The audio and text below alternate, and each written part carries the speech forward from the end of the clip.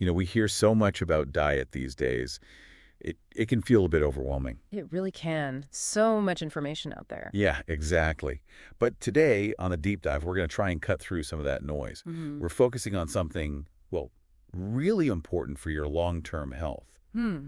How what you eat, your eating habits, directly influence your risk of stroke. A critical topic, absolutely. And we've got a great resource guiding us, an article featuring insights from Dr. Jose M. Ordovas. He's at Tufts University. Oh, yes, a very respected researcher in nutrition. Right. So our mission really is simple. We want to pull out the most crucial, actionable advice from what he says, stuff you can use to make informed choices, to protect yourself. Making it practical. I like that. And here's something that really stuck with me, something Dr. Ordovas said. Your dietary habits are reflected in your bones, gut, heart, blood, and brain. That's powerful, isn't it? It really emphasizes the long game. It does. It makes you think about the lasting impact of, well, every meal, really. It truly does. And what's so significant there is that it's not just about one meal or one day. It's the cumulative effect, right? Day after day, week after week, that's what shapes our health. And shapes our risk for something as serious as stroke. Exactly. That long-term pattern is key. Okay, so let's dive right in then. We get that diet plays a role, but maybe you can break down for us just how tightly linked our eating habits are to the chances of having a stroke. Absolutely. Think of it like this. Your diet is constantly talking to your body, influencing these key indicators like cholesterol levels, blood pressure, blood sugar. The numbers your doctor always checks. Precisely. And they're not just abstract numbers. They are major factors in stroke risk. So high cholesterol, for instance, that can lead to atherosclerosis. That's the hardening of the arteries, right? Yes, exactly. Plaque builds up, narrows the arteries, makes it much easier for blood clots to form. Then there's high blood pressure. That puts extra stress, constant stress, on your blood vessel walls, makes them more likely to, well, burst potentially, or for those clots to form there too. Right, and blood sugar. Yeah. Over time, high blood sugar, if it's not managed well, can also damage these vital blood vessels. So when we talk about a stroke itself, we mean the blood supply to the brain gets cut off. Either blocked or a burst vessel. Exactly. Blocked by a clot, usually, or a vessel ruptures.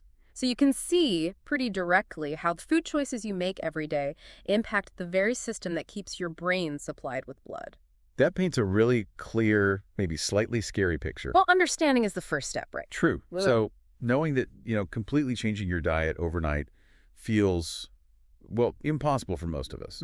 What practical advice does Dr. Ordovas give for actually making these changes? Yeah, and this is where his advice is so helpful, I think. It's about sustainability. He wisely says, dramatically changing your diet is difficult, so you should take it one step at a time. Okay, that sounds more manageable. Right. He even brings up that Chinese proverb, the journey of 1,000 miles begins with a single step. I like that analogy for diet changes. Me too. The key message here for you, the listener, is really don't feel like you have to do everything at once. Focus on small, manageable adjustments. One thing. Then maybe another. Because those are more likely to stick. Exactly. They become habits. And those small habits add up to real long-term benefits. Every little positive change you make genuinely counts.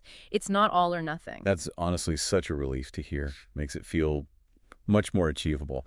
Okay, so the article gets into specifics like sodium and potassium. It sounds like they have this sort of push-pull relationship with stroke risk. That's a good way to put it, a push-pull. They have almost opposite effects, particularly on blood pressure. Dr. Ordovas actually calls salt, well, the sodium in salt, a leading culprit behind strokes. A leading culprit? Wow. Why is it so bad? Well, think about it. When you eat too much sodium, your body holds on to extra water. Right, you feel bloated sometimes. Exactly. That extra fluid increases the volume in your bloodstream.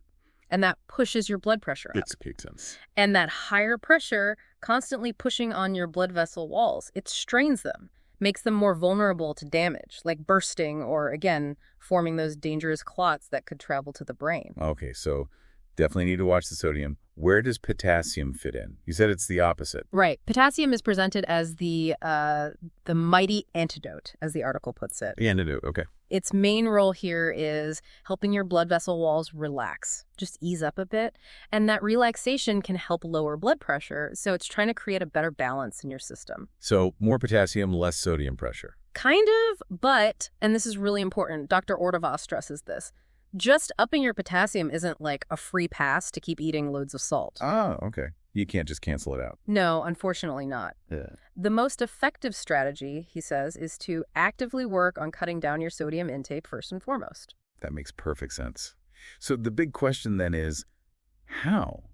How do we start cutting back on salt?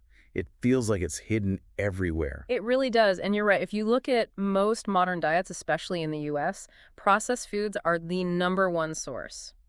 By far. Not necessarily the salt shaker on the table? Not usually, no. It's in breads, soups, sauces, frozen meals, snacks.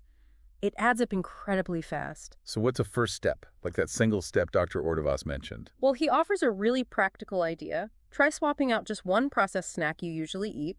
Maybe instead of chips or pretzels, grab a piece of fruit. Simple. Okay. It's small, but it starts shifting your habits, maybe even your taste preferences over time. And he also reminds us, flavor doesn't have to equal salt. Right. Other things taste good. Exactly. Experiment with fresh herbs, basil, cilantro, parsley, or spices like garlic powder, onion powder, cumin, chili flakes. They add so much flavor you might not even miss the extra salt. That's a great tip. Use herbs and spices more. Right. Think about your grocery cart, how much is prepackaged. Yeah. That's probably where a lot of salt is hiding. Precisely. Just being more aware of those processed items is a huge step. Okay. Now, the article also mentions getting potassium from whole foods, not just supplements. Why is that better? Yeah, this is really insightful. It's about the whole package. Sure, a potassium supplement gives you potassium, but Dr. Ordovas points out that you miss out on everything else that comes with the food. Like what sort of things? Well, when you eat potassium-rich foods, you're also getting fiber, antioxidants, anti-inflammatory compounds, vitamins, a whole range of beneficial things that work together. Synergy, The food matrix idea. Kind of, yeah. It's the whole food providing broader protection.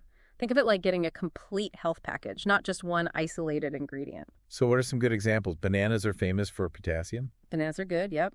But also avocados, sweet potatoes, cantaloupe melons, spinach. Lots of great tasting options. Okay, so reach for the avocado or sweet potato, not just the pill bottle. Not it. Let's shift gears slightly to cholesterol. We hear about it all the time with heart health. How does it link specifically to stroke risk?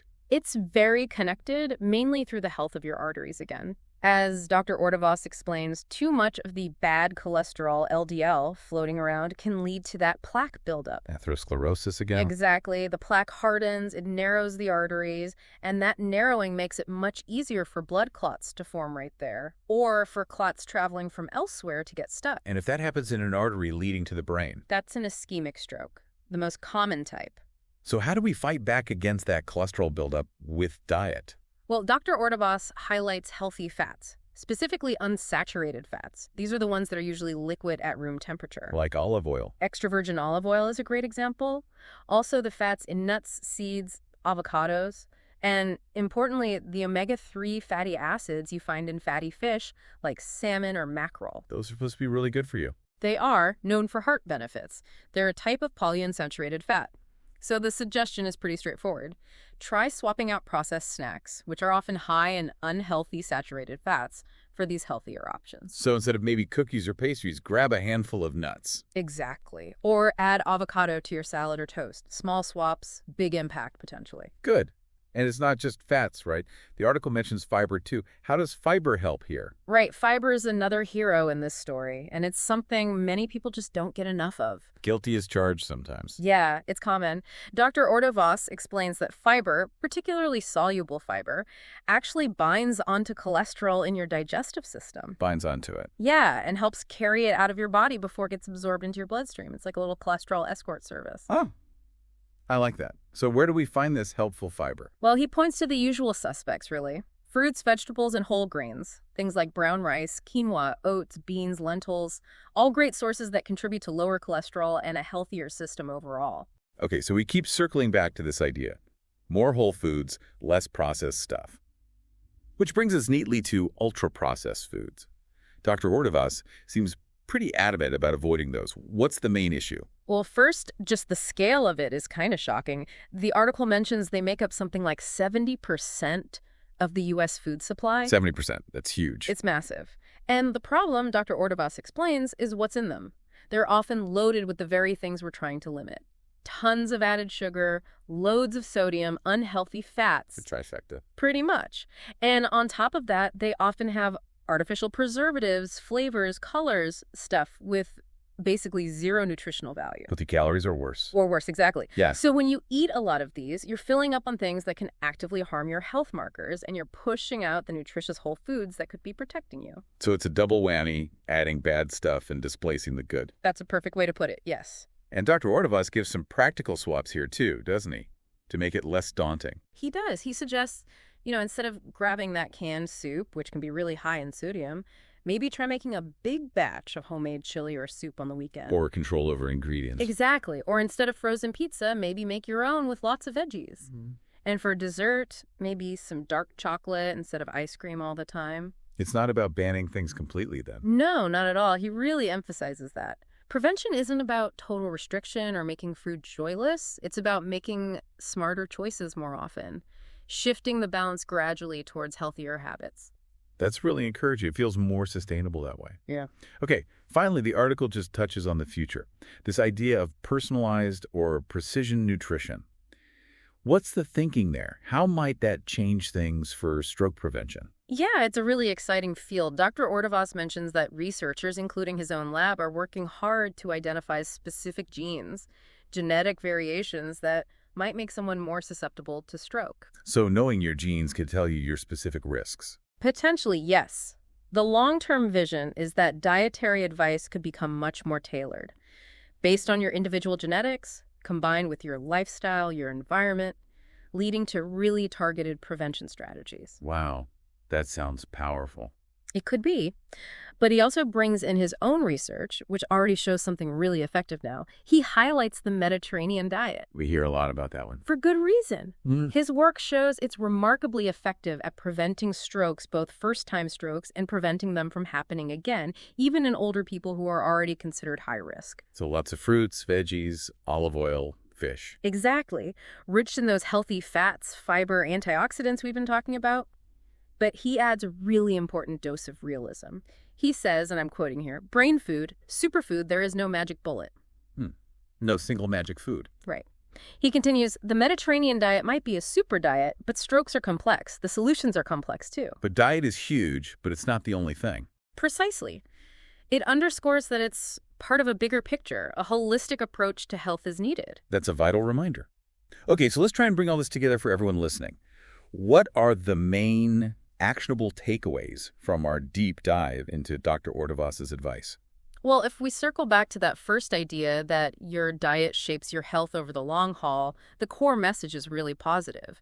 Making even small, gradual shifts can significantly lower your stroke risk over time. Start small, be consistent. Exactly. We've talked about being mindful of that sodium-potassium balance, really prioritizing whole, unprocessed foods, fruits, vegetables, whole grains, lean proteins, healthy fats. Getting nutrients from food first. Yes. Using those healthy fats and plenty of fiber to help manage cholesterol, and consciously trying to minimize those ultra-processed foods that are often high in salt, sugar, and unhealthy fats. Building sustainable habits, not looking for a quick fix. That's the essence of it. It's a marathon, not a sprint. And Dr. Ordovas's message seems really encouraging that these changes, even if they feel small, they do add up. They really can make a difference to your risk. Absolutely. Consistency is key. So here's a final thought for you, our listener, to maybe mull over. Reflecting on this whole conversation, this interconnectedness of diet and your long-term health, what's maybe one small, actionable step you could take starting today? Good question to ponder.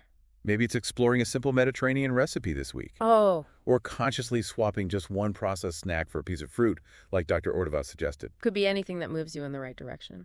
Because, as we've learned today, that journey towards better health, protecting yourself against stroke, it really does begin with that single step.